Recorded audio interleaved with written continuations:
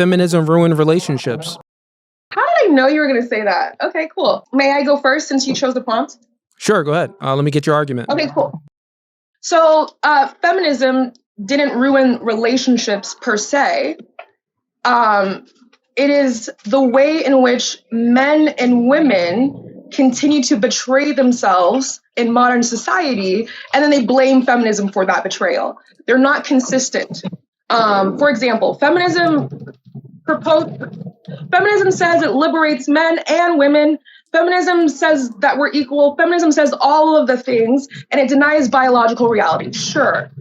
However, if you are truly a man who walks in purpose, if you're truly a woman who walks in purpose, you're not going to fall for that feminist bullshit. What ruin relationships are the people who are in contradiction to themselves. Let me say one more thing.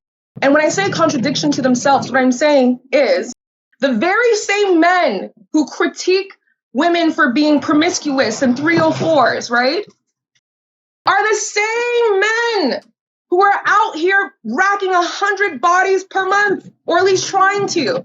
No righteous man even has time to do that. It's not feminism's fault. Stop being a victim of the culture, and I land. I'm going to just still man your three arguments, the three I've heard. If I've missed any of them, just let me know. The first argument was, it's not that feminism ruined relationships, it's that the way we portray ourselves is what ruined relationships, meaning that we're not authentic with ourselves and one another. I think that was argument one. Is that correct? Beautifully said. Okay. Argument two, you said that feminism liberates men and women to be equal and stuff, but it seemed like your argument number two resorted back to argument number one, is basically that, we're not being authentic with ourselves and one another. Right. So This idea of liberation is bullshit. It encourages you to deny biological reality, all of the things, right? And you know that it's wrong. But the men and the women have, especially, the men, have benefited from hookup culture. Women have benefited, we're too comfortable. And so you can't have both. You can't be a victim and oppressed and an oppressor. You can't do both. And feminism, it's really easy to be like, it's feminism's fault because it doesn't ask of you to actually take accountability and stand on 10 toes. Got it. And then your third argument was the same men that critique women for being 304s, they are also 304s themselves. Yes, they are the consumers. They're the buyers. They're the ones, supporting their boys. They're definitely doing their part. Got it. So let's just start with argument number one. It isn't feminism, really. It's the way we portray ourselves in society. Mm-hmm. I would say that, one of the reasons why men and women portray themselves in a certain type of way is because of feminism. Feminism posits many claims, especially towards women, that women should be independent. They should chase their education and their career and hold off from having a family and children. So this is why women are acting the way that they're acting right now, because of the influence and the indoctrination of feminism to become a boss babe and an independent person. So I think for your first argument, I think that just got refuted. Actually, it didn't, because women have been, quote unquote, self-reliant since eons. It was other women who helped birth children when we were in tribes. It was other women who made medicine. Women were the ones who took care of farm animals. Women were the ones who were able to sew, do all types of things. I agree that women definitely did many jobs in society. Women worked, right? I agree with that. But real quick, so we don't expectation for women to work. Yeah, real quick, so we don't miss the point. You're not refuting my position. You're just making another argument that kind of helps out my position. Clarifying. It is true that yes, prior to the suffragettes, and during that time, women were working. They were in a workforce. They was doing nursing jobs and working on farms and doing secretary work and working in daycares and cleaning homes, things of that sort. This does not refute my point that even if it doesn't matter if women are doing those things, my point is that feminism posits many claims that women should seek to be independent.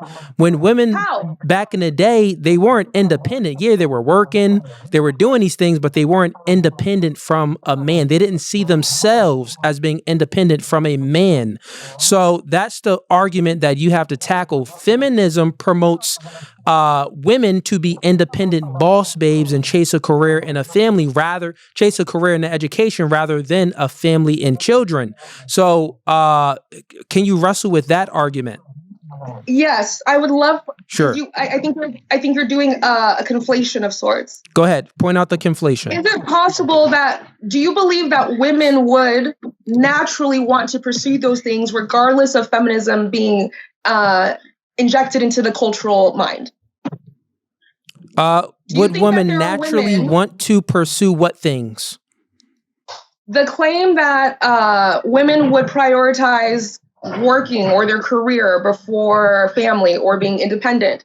No, because have you heard of the anti-suffragettes? The anti-suffragettes was what? women. Now you're making stuff up? Wow. I'm sorry, I couldn't hear you. Say that again. Now you're making stuff up? Wow. No, I'm not. You've never heard of the anti-suffragettes? I've never. Have you? Yes. So you can look this up. The anti-suffragettes was a movement of women, a group of women against the suffragettes, which the suffragettes claimed that women were oppressed being under a house and a man. Women were oppressed, not having the same rights as a man. The anti-suffragettes, they thought that those suffragettes women were crazy and all the things that they were spilling was just lies. So basically what I'm saying is refute your claim. The anti-suffragettes was totally for women not having the right to vote. Over 70% of women was against having the right to vote back in the early 1900s. Okay, so here's something that's the reason why that's interesting. Hold on a second. The reason why that's interesting is But listen, what I'm saying is I know it's interesting to you and it's hard for you to refute that because it refuted your previous claim. Your previous claim was, well, wouldn't you think that women just want to automatically be independent and chase a career in education? And I refuted that by saying, no, prior to feminism, the majority of women did not want to chase an education and a career. They wanted to be underneath a man. That totally dismantled your argument. The suffragettes did not consider themselves feminists. Feminists and feminism didn't enter the lexicon until much later. The suffragettes were advocating for something else. It wasn't the feminism that we know today. No, it is. So are you under the women who have schmecks out of wedlock and children out of wedlock are demonic? Both the anti-suffragettes and the suffragees. They're not what we would call feminists, or at least they would not. They would definitely not agree with what feminists do today. Yeah. So your interpretation of feminism is just incorrect. So feminism is the movement towards egalitarianism. The founders of feminism, their entire agenda was to dismantle the nuclear family and patriarchal systems. They've accomplished that. Prior to feminism, it used to be. How do you know that? Well, I'll give you the truth. In the 1950s, single mother homes wasn't really a thing. Only about 6% of black homes were single mother homes. Only about 2% of white homes was single mother homes. The majority of families was a two-parent household. After feminism and women moving into the workforce as heavily as they did in prioritizing their education and career, we've seen that the single mother homes, it skyrocketed. Currently right now in black homes, it's about 70% of black homes, 70% of black children are being raised in single mother homes. And for white homes, I believe it's around either 40%.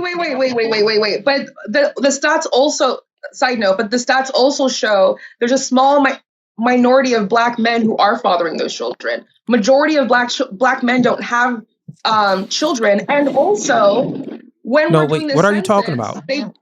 what I'm talking about is when you say that statistic that you just brought up, 70% of Black children are raised in single mother households. Yes. It is only looking at a small percentage of people, men, Black men, who It's looking. father those No, children. no. You're missing the point. It's Majority not of looking Black at. It's men looking don't at the even children. The statistic is around the children. So 70% of Black children are being raised in a single mother household. Is looking at the. It's focusing on the children, not the man or the woman. It's the children. So 70% of children in Black children in America, 70% of them come from single mother homes. That's a fact. And what I'm saying is, those women are having multiple children with the same deadbeat father. It doesn't matter. It's about the children itself. Okay. The statistic is not about the father or the mother. It's just about the children. That's what it's focused on. I don't know if you have time to debate that statistic. It's a little bit off topic, but let's just call it a stalemate. No, it's not off topic. It's on topic, because here's what I'm saying. One of your main arguments that I've already refuted, I'll just go ahead and summarize how it's been dismantled. Well, it has been refuted. So let me just summarize the refutation so you can understand that I'm not obfuscating or trying to move on. But I'm going to just summarize it. Then I'm going to move on to your basically to your third argument, because the second argument was refuted as well within the first one, because both arguments was similar. So again, you said that, well, it's not feminism that ruined relationships. It was the simple fact that it's the way that we portray ourselves. Men and women portray themselves in a very untruthful, unauthentic way towards one another. And then I said, well, the reason why men and women portray themselves in an unauthentic way towards one another is because of the indoctrination of feminism, because feminism is a mass influence to tell women to be independent, right? You don't need a man. You can do battle by yourself and chase a career and an education. Prior to feminism, that really wasn't a thing. Women weren't operating this way. And I gave statistics as far as the anti-suffragettes to disprove all of your claims. One of the things that you pointed out was majority of women were against feminism. And so that is true. Happened? So what happened? How do we go from 70% to where we are now over a small generation? You forgot World War II. I can give you an answer to that. World War II. You didn't know. It's not just feminism. There were multiple different cultural factors happening at once. Men were being drafted to the war. Women were now having economic access to the market in a way that they didn't have before. Men have always been drafted to the war.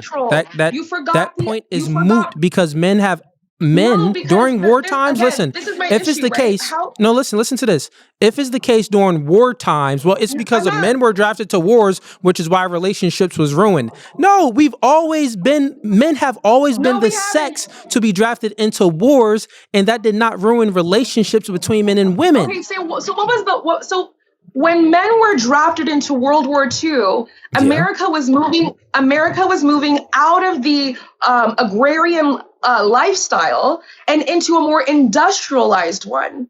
This technological shift was a dramatic one, so dramatic that they actually allowed women to come into factories, which was unheard of. So yes, men were always the ones at war, but in order for us to produce and fight, it required both people to be present in the economy. It's not just feminism, and this is my issue. No, it's always like that. So think of any war. Please. No, okay. But I want you to think.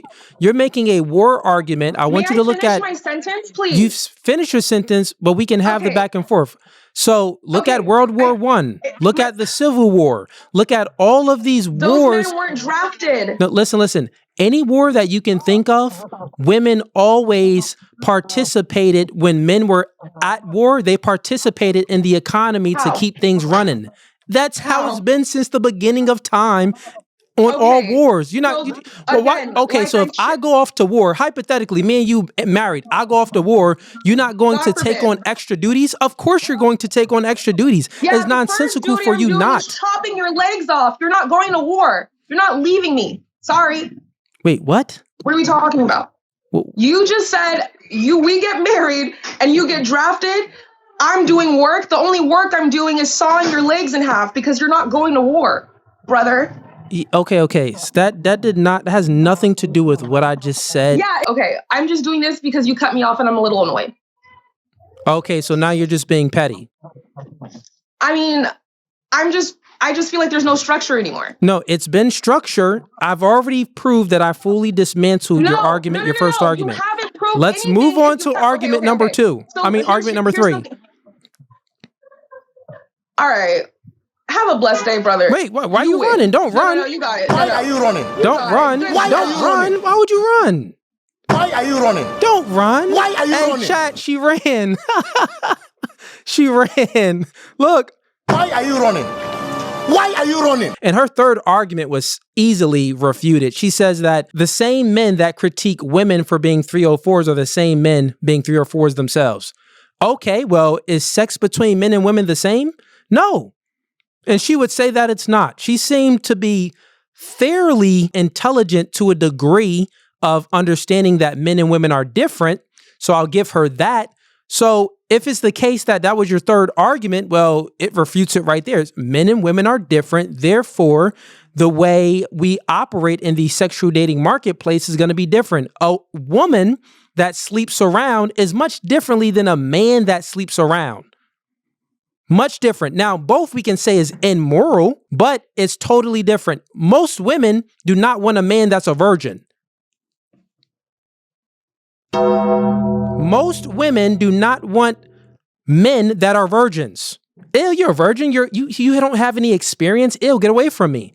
But men, on the other hand, they all want virgins. They would prefer a virgin. The majority of men would prefer to date and marry a virgin. But a woman, on the other hand, she does not want that. Women tend to want an experienced man. I say all of that to say that attraction isn't symmetrical, it's asymmetrical. So just because a woman is a 304, that is different than a man being a 304. I would also take it a step further that men can't be 304s. Men are 304 makers.